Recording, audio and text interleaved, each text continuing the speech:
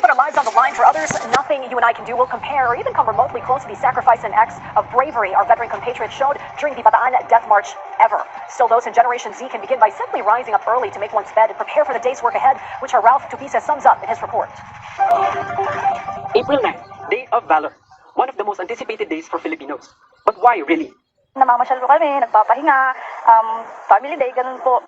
Nagre-relax sa park, kasama yung pamamasyal, dito like now, dito sa circle, with the family. Minsan, pag yung mga konpay ka lang, sa bahay lang kami, ganyan.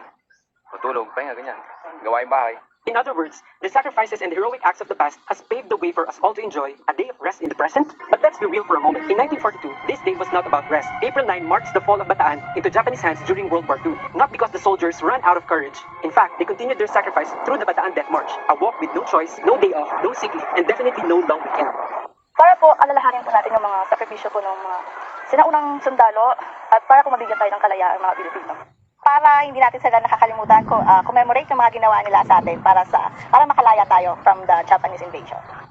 Yung mga nauna pong mga tao sa atin, mahalaga po ang mga nagawa nila na dapat natin gunitain ngayon para po sa mga bagong henerasyon. The heroes of the past fought for our freedom. Now, what about us? But maybe, because the challenges of today are different, our definition of valor has also changed.